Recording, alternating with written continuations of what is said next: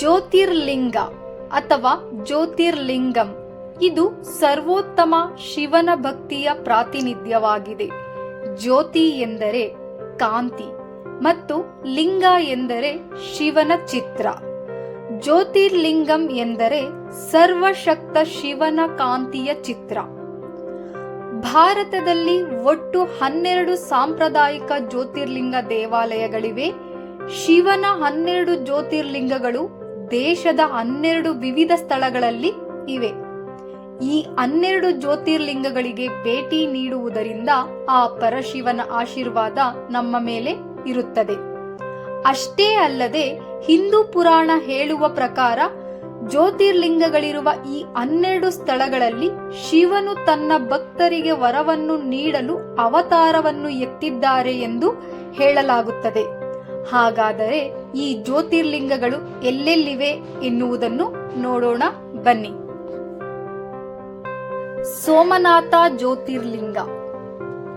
ಸೋಮನಾಥ ಜ್ಯೋತಿರ್ಲಿಂಗವನ್ನು ಮೊದಲನೆಯ ಜ್ಯೋತಿರ್ಲಿಂಗ ಎಂದು ನಂಬಲಾಗಿದೆ.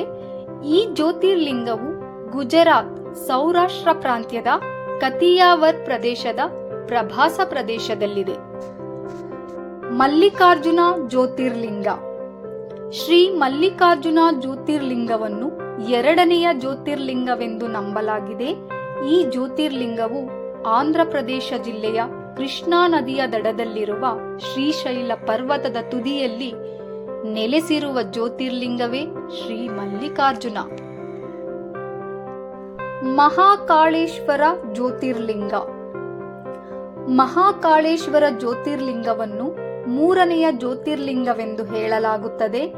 ಈ ಜ್ಯೋತಿರ್ಲಿಂಗವು ಮಧ್ಯಪ್ರದೇಶದ ಐತಿಹಾಸಿಕ ನಗರವಾದ ಉಜ್ಜಯಿನಿಯಲ್ಲಿದೆ. ಈ ಜ್ಯೋತಿರ್ಲಿಂಗವು ದಕ್ಷಿಣಾಭಿಮುಖವಾಗಿದೆ. ರಾಮೇಶ್ವರ ಜ್ಯೋತಿರ್ಲಿಂಗ. ರಾಮೇಶ್ವರ ಜ್ಯೋತಿರ್ಲಿಂಗವು ತಮಿಳುನಾಡಿನ ರಾಮೇಶ್ವರ ದ್ವೀಪದಲ್ಲಿದೆ. ರಾಮೇಶ್ವರ ಜ್ಯೋತಿರ್ಲಿಂಗವು ಶ್ರೀರಾಮನು ಲಂಕಾಸುರನಾದ ರಾವಣನ ಮೇಲೆ ಜಯ ಸಾಧಿಸಿದ ಹಿನ್ನೆಲೆಯು ಈ ಸ್ಥಳ ಪುರಾಣಕ್ಕಿದೆ. ಈ ಜ್ಯೋತಿರ್ಲಿಂಗವನ್ನು ಸ್ವತಃ ಶ್ರೀರಾಮನೇ ಸ್ಥಾಪನೆ ಮಾಡಿರೋ ನಂಬಿಕೆ ಕೂಡ ಇದೆ. ಓಂಕಾರೇಶ್ವರ ಜ್ಯೋತಿರ್ಲಿಂಗ. ಓಂಕಾರೇಶ್ವರ ಜ್ಯೋತಿರ್ಲಿಂಗವು ಕಾಂಡ್ವಾದಲ್ಲಿರುವ ನರ್ಮದಾ ನದಿಯಿಂದ ಮಂದಾತ ಅಥವಾ ಶಿವಪುರಿ ಎಂಬ ದ್ವೀಪದಲ್ಲಿ ಸ್ಥಾಪಿಸಲಾಗಿದೆ. ಈ ಲಿಂಗದ ಆಕಾರವು ಓಂನಂತೆ ಕಾಣುತ್ತದೆ. ಕೇದಾರ್ನಾಥ್ ಜ್ಯೋತಿರ್ಲಿಂಗ. ಕೇದಾರ್ನಾಥ್ ಜ್ಯೋತಿರ್ಲಿಂಗವು ಉತ್ತರಾಖಂಡ್ನ ರುದ್ರಪ್ರಯಾಗದಲ್ಲಿದೆ. ಕೇದಾರ್ನಾಥ್ ಪ್ರಯಾಣ ಅತ್ಯಂತ ಕಷ್ಟಕರವಾದ ಪ್ರಯಾಣ ಎಂದು ಹೇಳಲಾಗುತ್ತದೆ. ಹವಾಮಾನ ವೈಪರೀತ್ಯದಿಂದಾಗಿ ವರ್ಷದ 6 ತಿಂಗಳ ಕಾಲ ಈ ದೇವಾಲಯವನ್ನು ಮುಚ್ಚಲಾಗುತ್ತದೆ. ಭೀಮಾಶಂಕರ ಜ್ಯೋತಿರ್ಲಿಂಗ. ಭೀಮಾಶಂಕರ ಜ್ಯೋತಿರ್ಲಿಂಗವು ಮಹಾರಾಷ್ಟ್ರದಲ್ಲಿದೆ.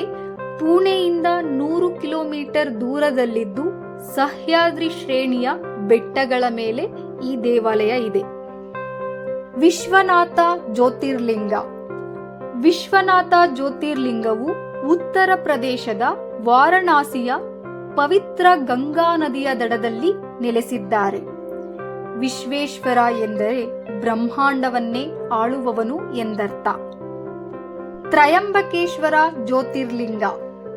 ತ್ರಯಂಬಕೇಶ್ವರ ಜ್ಯೋತಿರ್ಲಿಂಗವು ಮಹಾರಾಷ್ಟ್ರದ ನಾಸಿಕ್ನ ಗೋದಾವರಿ ನದಿಯ ದಡದಲ್ಲಿದೆ.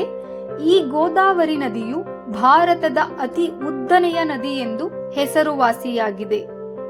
ಗೃಷ್ಣೇಶ್ವರ ಜ್ಯೋತಿರ್ಲಿಂಗ.